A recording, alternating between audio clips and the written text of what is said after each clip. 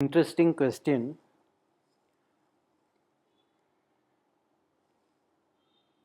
What happens when two or more enlightened people meet each other?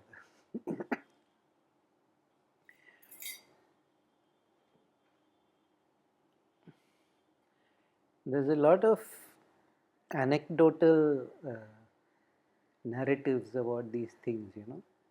So maybe we can figure out something. Normally, I have noticed that if one person is famous as an enlightened master, then they very carefully avoid meeting another person who's also famous as an enlightened master. Because then there are certain respect issues that clash both amongst themselves as well as the disciples, which is the bigger problem, by the way, because the disciples start jockeying. In recent times, there was an interesting development once in that I think on the 10th Mahasamadhi anniversary of Osho, somebody tried to organize an event with all the main disciples, the 50 main people or the 50 senior most people, and it didn't work because the person organizing it was independently told by almost everybody he invited that I want to come, but I'm not sure that I will be treated respectfully. They were all afraid that what they considered to be their stature would not be acknowledged by the others.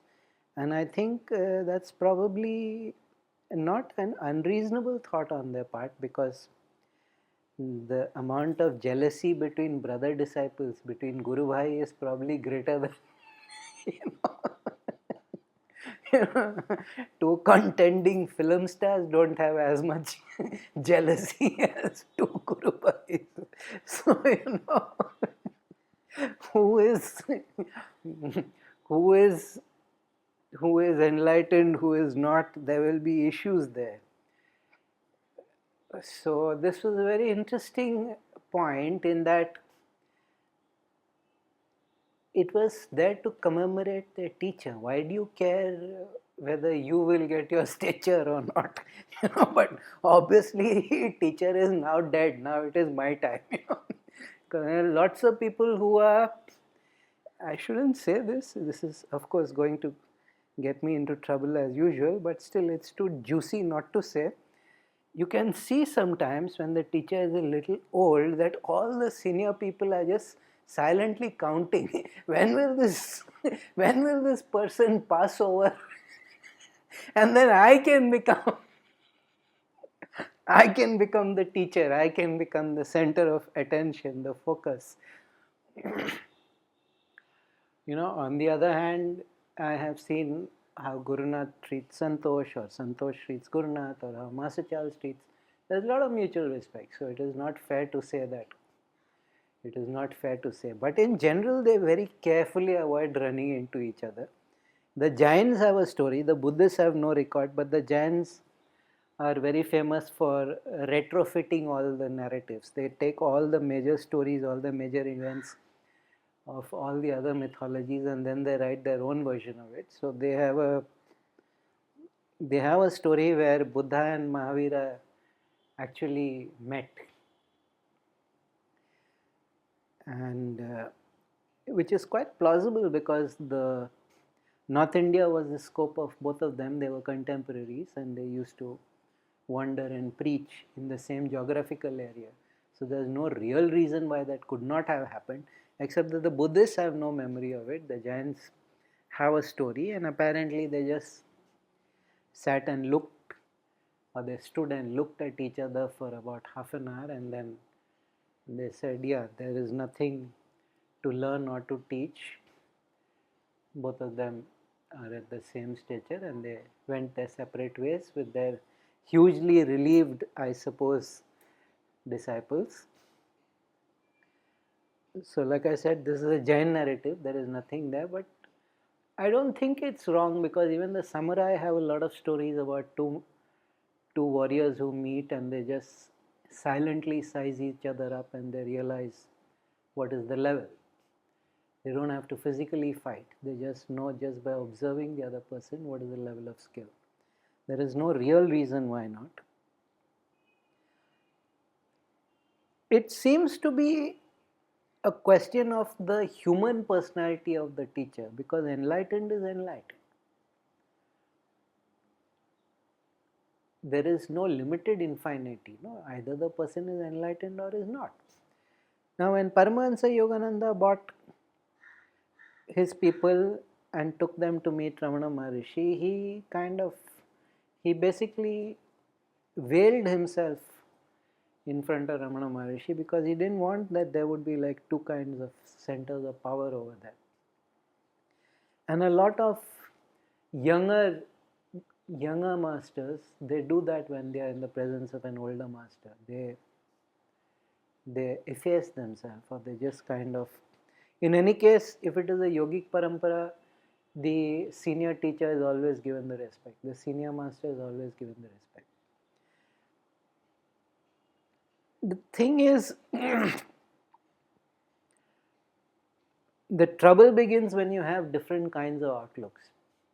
In Vimalananda's books, that is the books that Sobhadar wrote about Vimalananda, there's specifically one case where they met one Muslim fakir and there was one contest of wills between the two of them.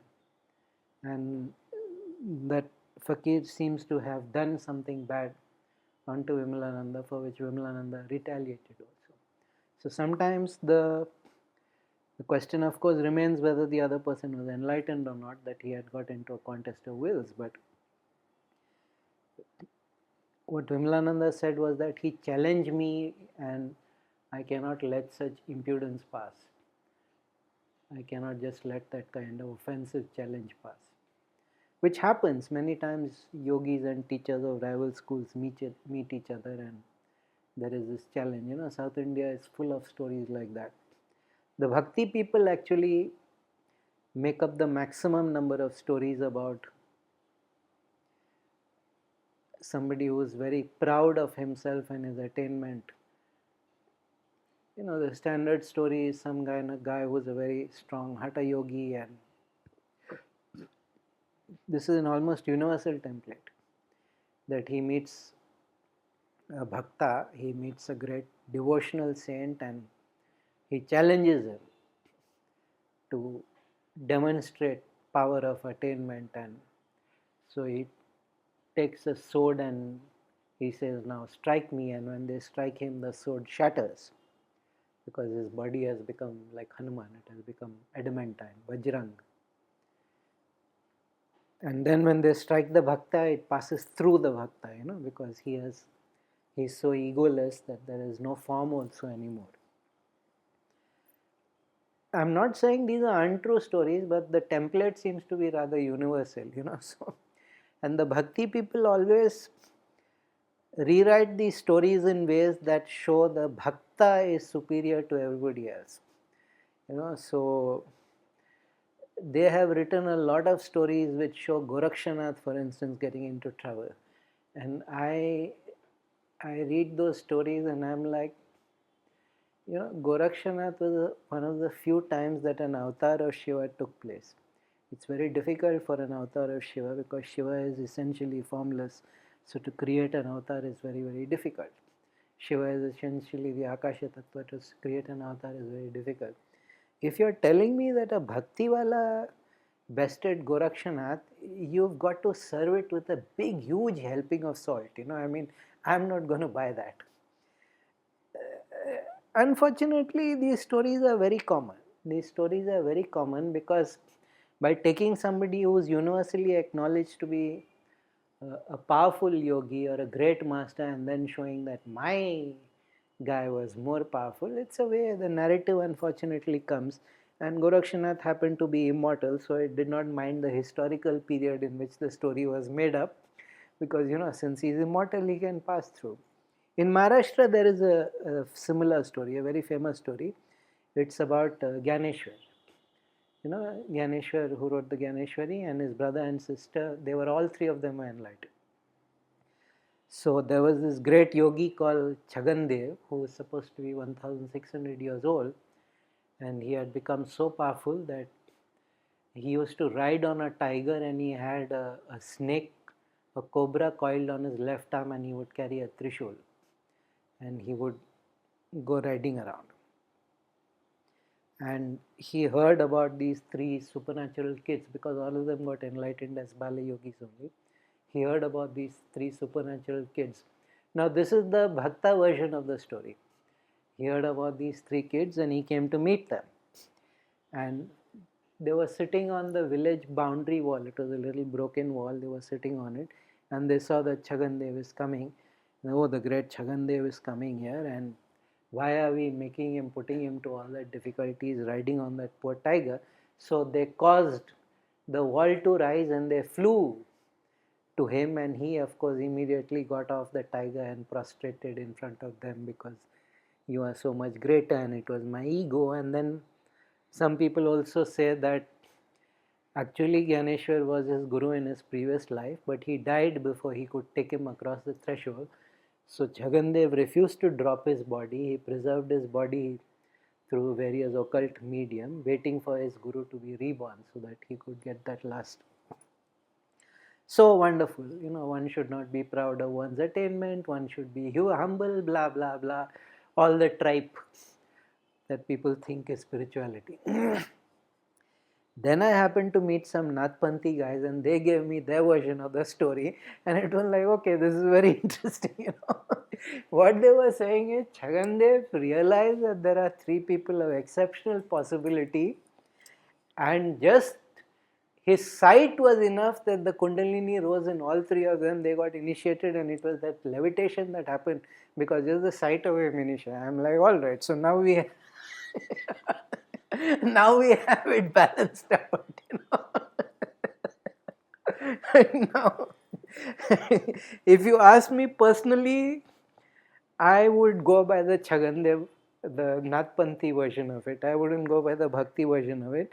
Quite simply because if a person has lived for 1600 years, he has not been sitting and,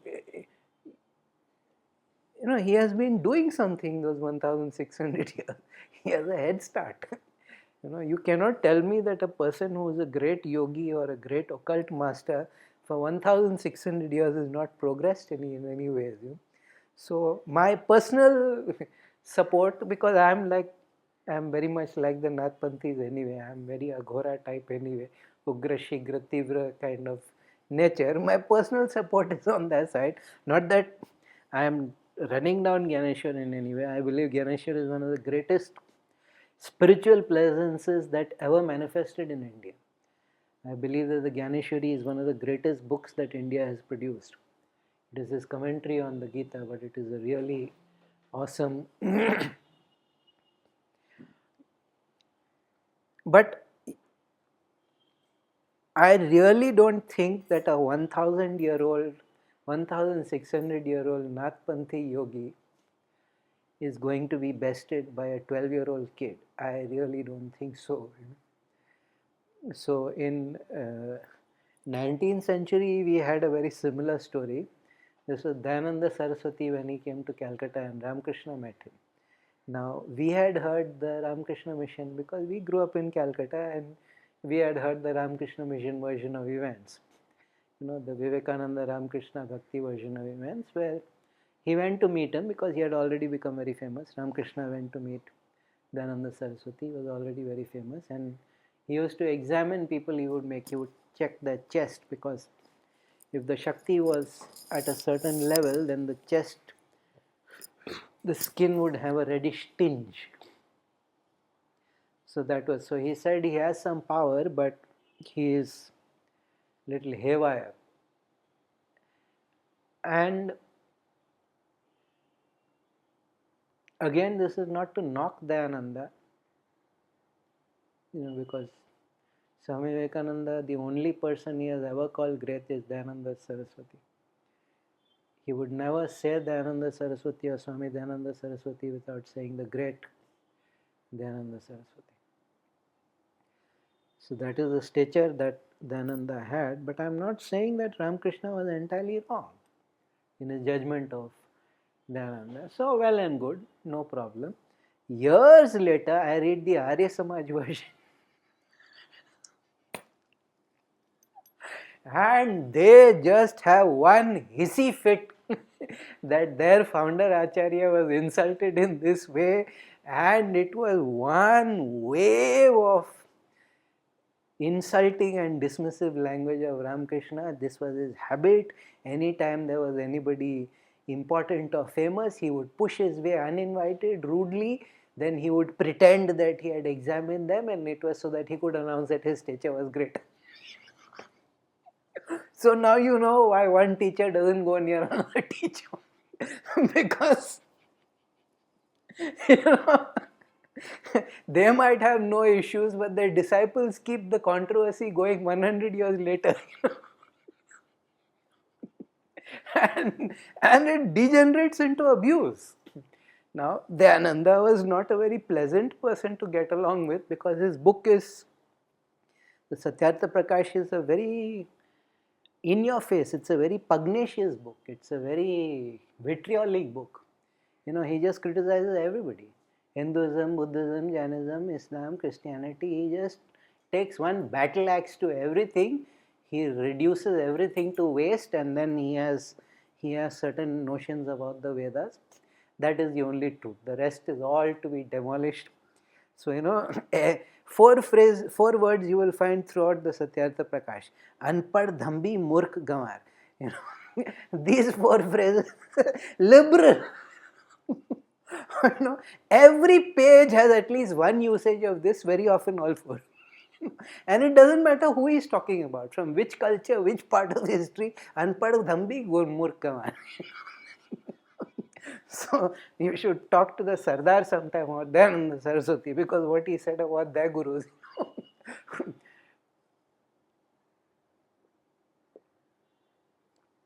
The point is, this question itself is an ideal curiosity question.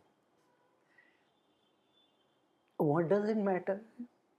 The question is not what happens when two people meet who are enlightened or more, as in the case of Osho's main disciples, which is quite true also, because he did create a lot of enlightened people.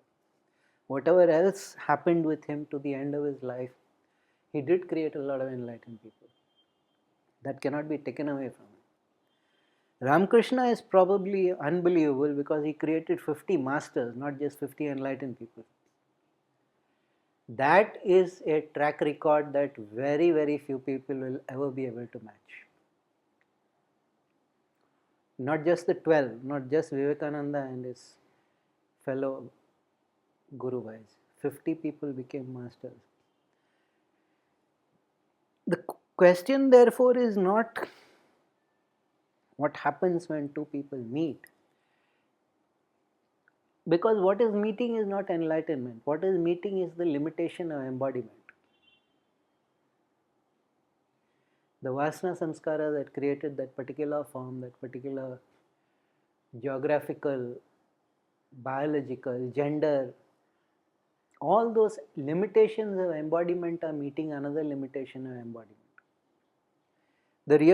The Nathpanthis in fact use their fire as the way to communicate. If they want to get in touch with each other, they know that at Sandhya, in the evening, the fire will be lit, and they communicate through that. They communicate at the astral level through the fire. If you are really an enlightened person and you want to know what another great master is doing, if you are at that level, it's very easy. You can just sort of focus on that person, samyama. You can just focus on that person and you have a pretty good idea. Where is the karma going? What is the nature of the work he is doing? What is the nature of his attainment? You don't need to go and physically meet. It's a disciple curiosity, and my teacher has 50 million people, and like maybe, but they are 50 million jackasses. They are all robots. None of them are in any way authentic. To me, the test of a teacher is always how unique are his people. Are they all pale imitations of him, or are they all uniquely themselves? Because unless the people are very uniquely themselves, then it's not really yoga. Yoga helps you to be your most authentic self, not an imitation of somebody else. That's not a yogic idea at all, that you imitate somebody else and you behave like somebody else. Having respect, having Sharanagati, all those are very different things. But nobody should imitate another person. That was not the point of your embodiment. Your embodiment was to find your Swadharma. Swadharma nidhanam shreyo paro dharma bhayovya. To die in your own Swadharma is the highest good. To die in the dharma of another is catastrophe. It is a ghastly thing. Krishna himself said so. So even if it is your guru, to imitate your guru Swadharma is a terrible thing. You should be doing your own Swadharma. So this question is actually a question of people who don't understand yoga. This question is actually from a point of worldly curiosity. It is not a spiritual question. Because for a spiritual master, there is no sense of ego. He sees somebody who is enlightened, he is very happy. Because to that extent, his work becomes less tedious. Every time somebody becomes enlightened, all of evolution takes a step forward. Every living being in the universe takes one step forward. The next person who becomes enlightened finds it easier because the whole of consciousness has moved one step forward. So for a genuinely enlightened person meets somebody else, he has no ego issue there. He has no jealousy and spite. And yes, the embodiment aspect of the personality might feel, why? Why is this flourishing in this way and why is it not flourishing? It's quite possible that a genuinely enlightened person, his organization and his resources are very limited, and somebody who was a big fat fraud is flourishing like the green bay tree. And at that time, we are making the mistake by saying, oh, he's jealous of an enlightened person. No, that person might not be enlightened. That person just might know how to tap into something in weak-minded people and extract their resources and their commitment and their loyalty. That person just might know how to run a cult. No, cultic behavior has been well analyzed. No, there are certain very specific things you do and you can start up a cult. You know, it's been broken down. There's a whole system how to do it. Insofar as I have seen amongst enlightened people, they have no issue with other enlightened people. The issues are almost always about sadhana vidhi. What is the optimal path? What is the way? What is the teaching? Now, I have a Facebook friend who's very, very serious sadhak, very, very, very serious, brilliant. And he was talking about how every path abuses each other and, how they all think my way only. I'm like, there is a problem there. I always have this fear, and that is one of the great things about Aurobindo, that you experience what you train for. If you have bought in completely to a theology and a certain process, and this is the end point of the process, then you experience what you train for, and there might be so much more that could have been accessed. But because this was your training, that also became the limit of your expectation. You might not, and Aurobindo was the first man who said that merely because you have attained doesn't mean there isn't any more. And most people, because they experience what they train for, they get it and then they say this is the only truth, there are no other truths. So usually these controversies are this thing. That is not my training. Perhaps so. But no real enlightened person looks at another person in terms of what was their practice. They always just take one look and do an energy scan. And if you can't do the energy scan, then I'm sorry, but you're not enlightened. I don't care how wise you are and how many gazillions of people you have and what kind of wedding cake, ashram you have, kashram you have created for yourself. If you cannot scan another person and realize what is the state of their Shakti, you're not enlightened.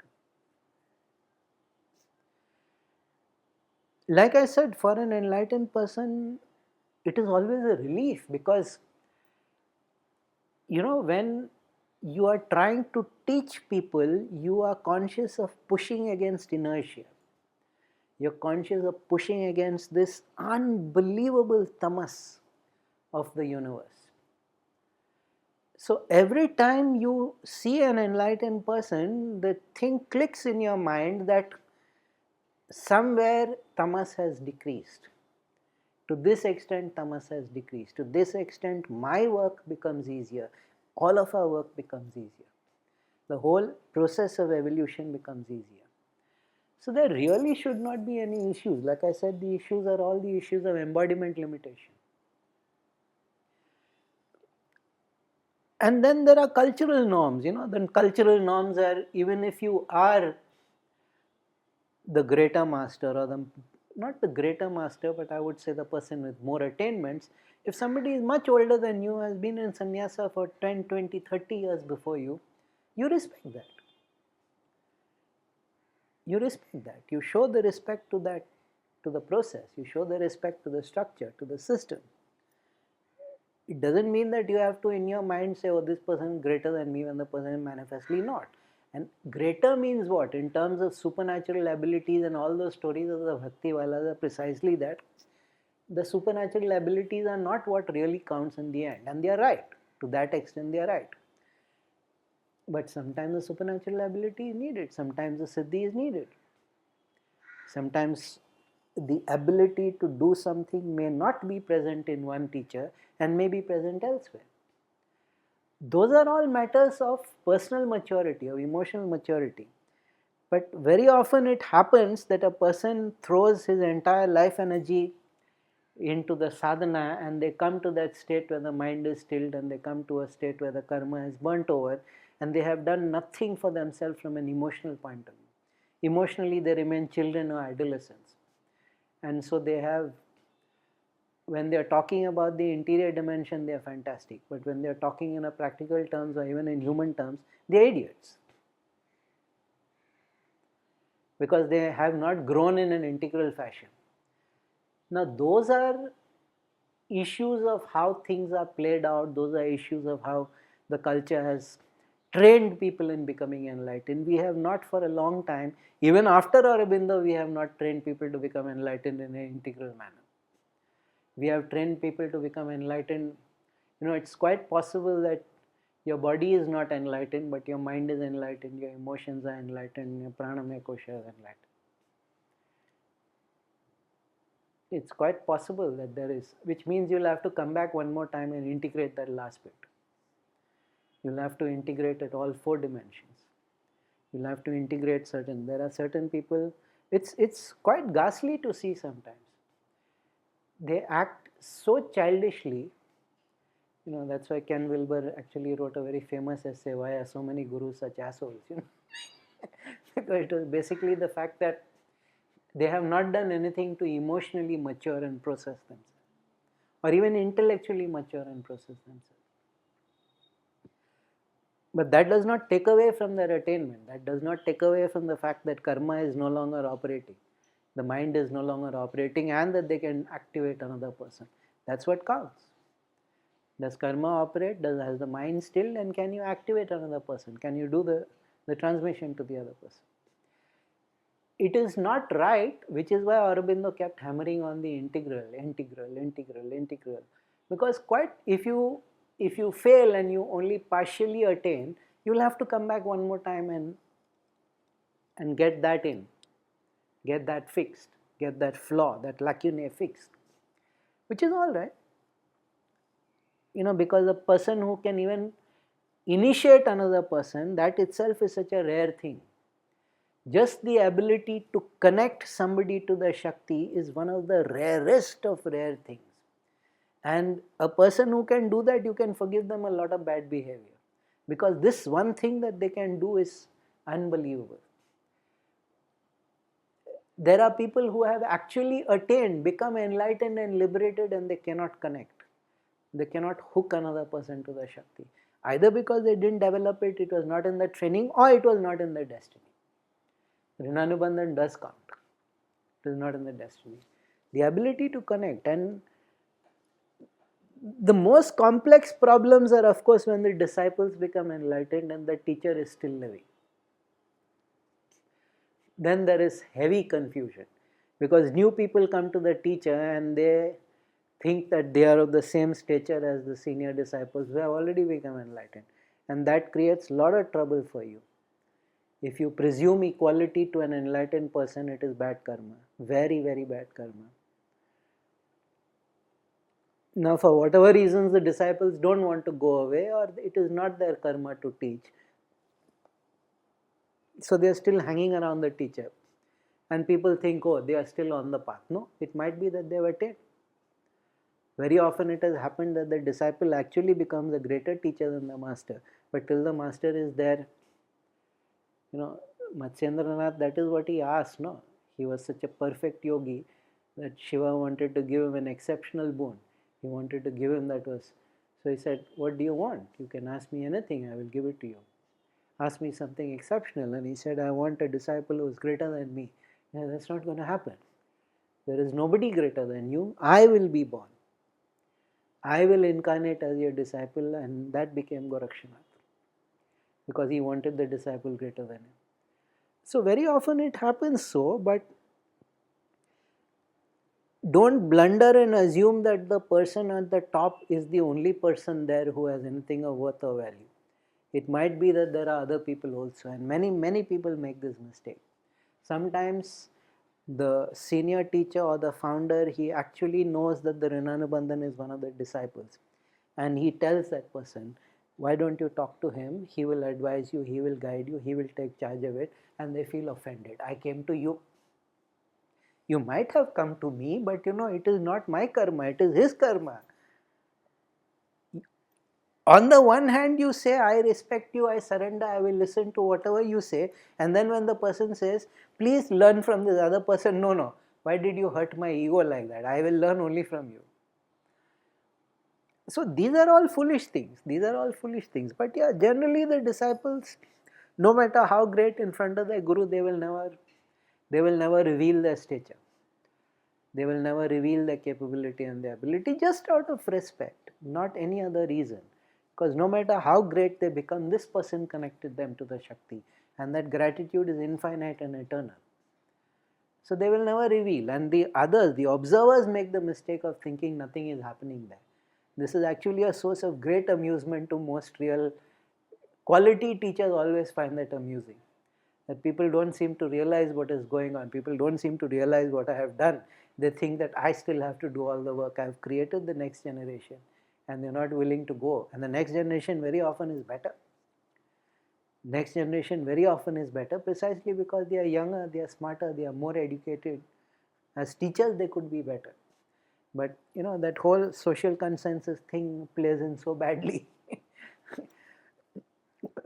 So yeah, in general, it's a very funny.